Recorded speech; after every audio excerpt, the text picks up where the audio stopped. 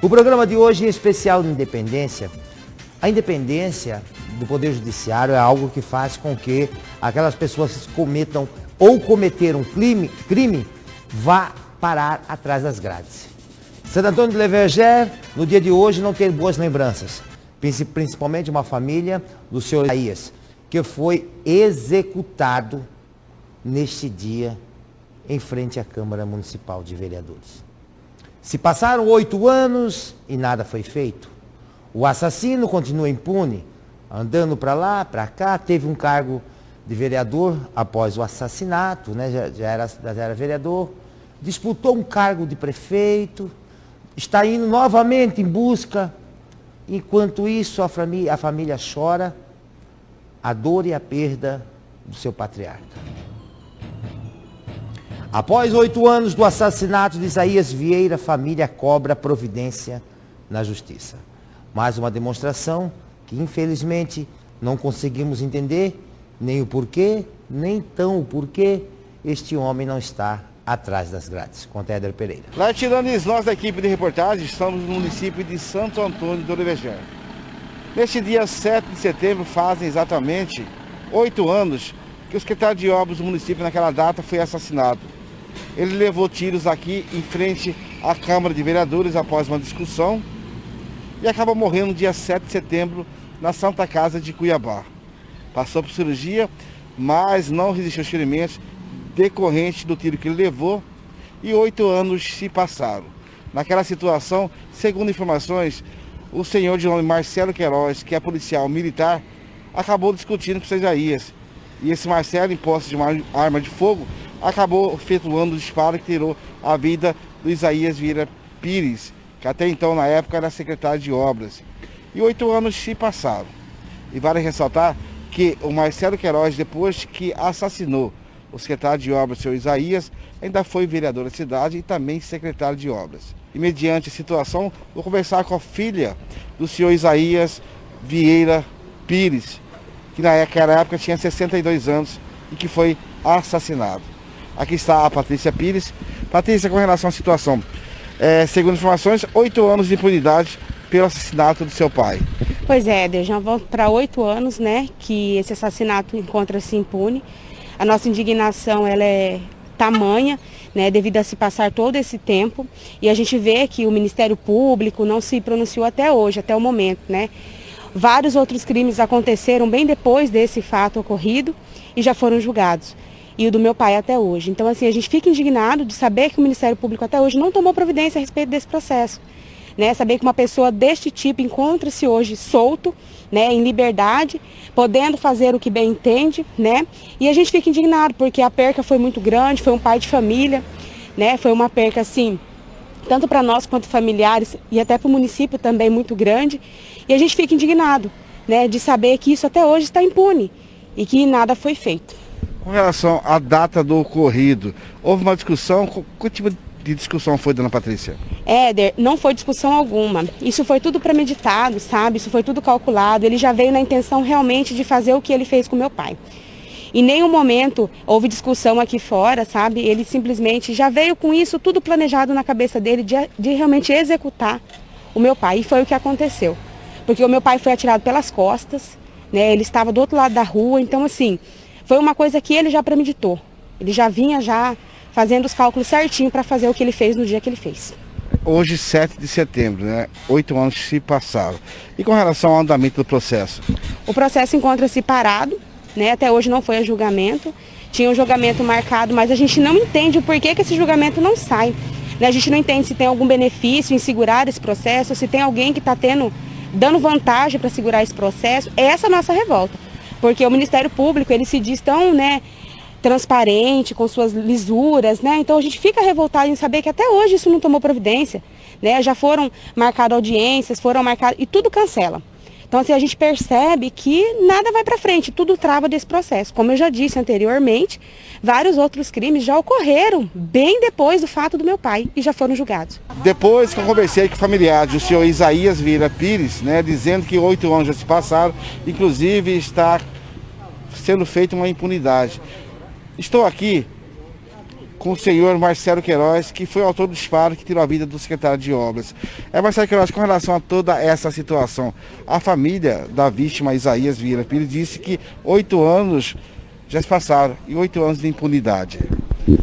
Eu não diria impunidade.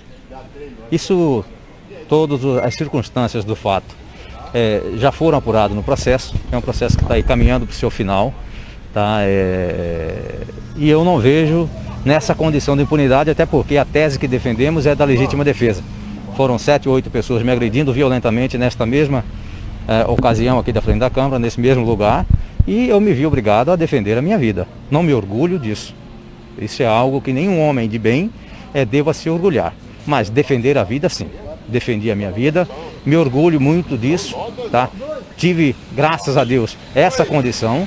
E, claro, a gente responde, estou respondendo, não fujo essa responsabilidade, mas impunidade não. Quem vai decidir isso é o Tribunal do Júri, lá no julgamento, quando for feito isso. Aí sim, vão me considerar culpado ou inocente. Tudo que tinha que ser apurado já foi apurado, está no processo e continuamos defendendo a tese da legítima defesa. As provas que há no processo indicam para a legítima defesa. Mas vai ser julgado isso no Tribunal do Júri. Senhor Marcelo, o que de fato ocorreu naquela data para que o senhor chegasse ao ponto de atirar no senhor Isaías? Veja bem, eu insisto, eu não atirei por atirar. Eu fui levado a essa condição, fui forçado a isso.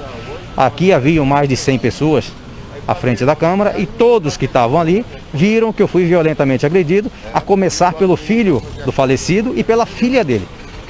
Começaram a agressão, essas 2 pessoas começaram a me agredir. Vieram os demais, continuaram me agredindo, inclusive o próprio falecido.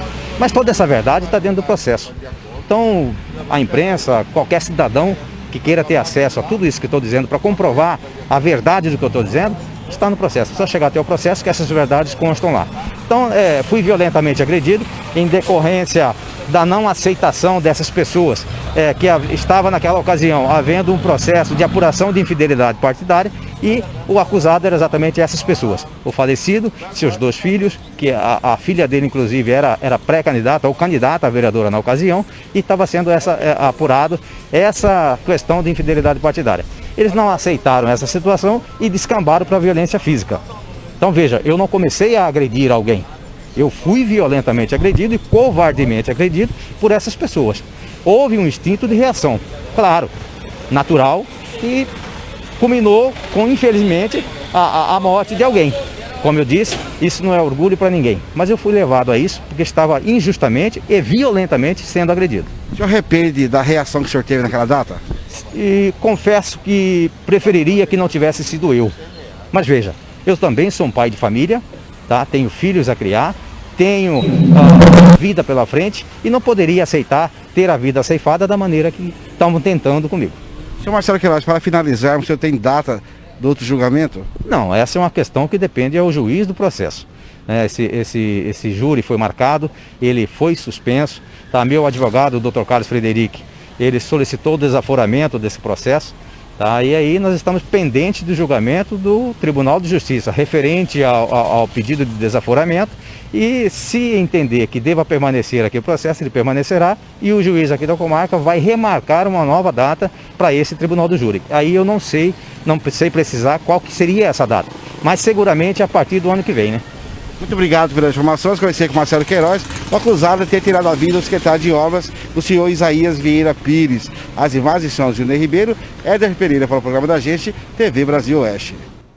Meus amigos e minhas amigas, nós somos imparcial, nós ouvimos as 2 partes, ouvimos a filha do falecido e o acusado de ter executado o senhor Isaías. Ele diz que ele foi agredido, mas nesse momento você pode abraçar seus filhos, né?